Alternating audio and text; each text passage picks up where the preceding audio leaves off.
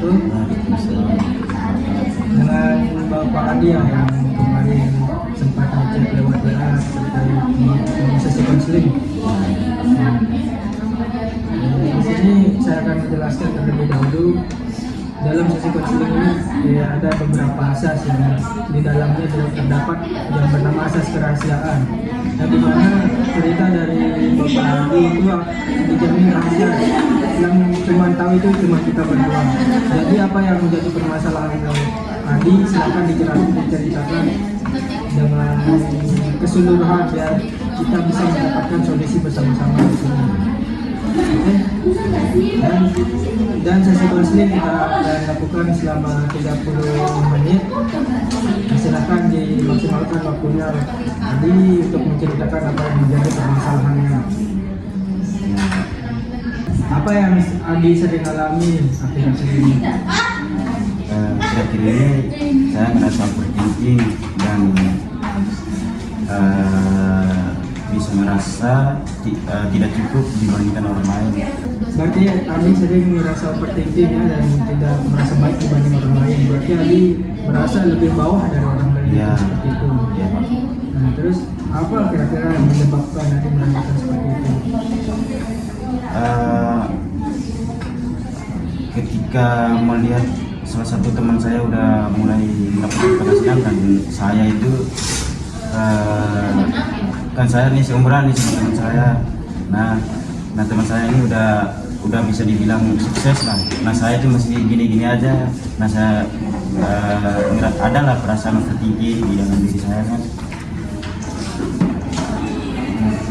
Berarti Adi di sini merasa takut gagal dengan apa yang diambil keputusan seperti itu. Nah, terus apa yang Adi rasain ini ketika melihat temannya itu udah berpenghasilan sedangkan Adi ini masih berada di bangku perkuliahan gitu. Ya, yang ngerasain itu kayak apa ya, bisa dibilang sedih. Merasa cemas, merasa cemas atau merasa apa? ya sih, cemas, sedih, kayak apa ya, saya penjelasannya apa ya, takut gagal lah saat mengambil. ya ingin menjalankan tapi takut gagal gitu, ingin mengikuti jejaknya dia, terus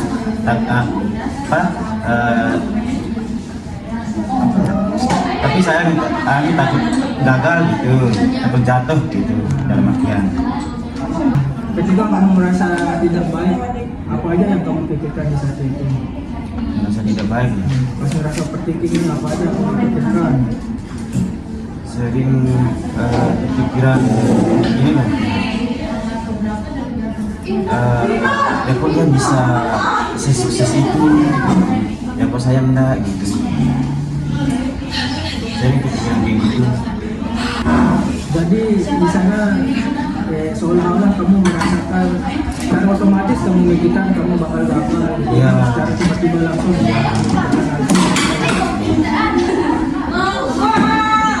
dan itu membuat kita sedang cepat lelah di sana ya. Ya. Nah tapi coba dilihat aja. Kalau kamu benar-benar ada di sini atau ada hal yang baik yang kamu pernah lakukan selama mengambil keputusan yang kamu ambil. Ada sih beberapa hal yang berhasil. Nah, tadi kan saya dikatakan ada beberapa hal yang sudah berhasil yang dilakukan. Jadi itu di apa yang dipikirkan seperti pikiran yang takut gagal, sebenarnya tidak semua hal yang dilakukan itu semua gagal. Bahkan tadi Adi juga berkata kalau ada suatu hal yang dilakukan itu berhasil. Nah itu membuktikan bahwa pikiran yang dipikirkan itu tidak semata-mata gagal semua. Jadi itu yang membuat Adi cemas di sana. Dan saya ngerti apa perasaan Adi yang Adi rasakan ketika melihat teman-teman yang berhasil, sedangkan Adi meragukan apa yang ingin Adi lakukan di sana. Nah, misal kalau Adi memikirkan hal-hal yang tidak baik lagi, apakah Adi bisa mengganti pikiran tersebut menjadi lebih realistis? menjadi lebih apa yang menjadi kenyataan yang Adi rasakan pada saat itu. Apakah bisa seperti itu? Saya usahakan. Hal seperti itu bisa membuat pikiran Adi lebih merasa lebih ringan dan tidak tertekan dengan hal seperti itu. Ketika Adi memikirkan apa yang menjadi realistis, yang menjadi kenyataan pada apa yang Adi lakukan, itu bisa tidak menekan apa yang Adi pikirkan. Jadi apa yang menjadi permasalahan Adi seperti overthinking dan sering merasa cemas ketika melihat teman-temannya yang lain sudah mendapat penghasilan sedangkan Adi masih saja belajar di bawah perkuliahan, itu bisa membuat pikiran Adi itu yang membuat jadi overthinking.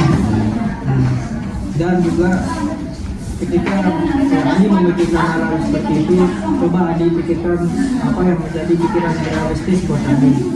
Oke? Langkah awalnya coba Adi besok ketika memikirkan hal-hal negatif, coba Adi catat apa jadi pikiran negatif dan coba ubah dia menjadi pikiran yang lebih realistis, pikiran yang positif. Oke? Nah, mungkin hanya itu saja, sampai di sini dulu sesi konselingnya. Semoga apa yang sudah menjadi saran yang saya berikan dapat Adi kerjakan dengan semaksimal mungkin sehingga Adi tidak merasa overthinking lagi dan merasa tidak cemas lagi. Oke? Mungkin itu aja untuk hari ini. Assalamualaikum warahmatullahi wabarakatuh. Terima kasih Pak Gus.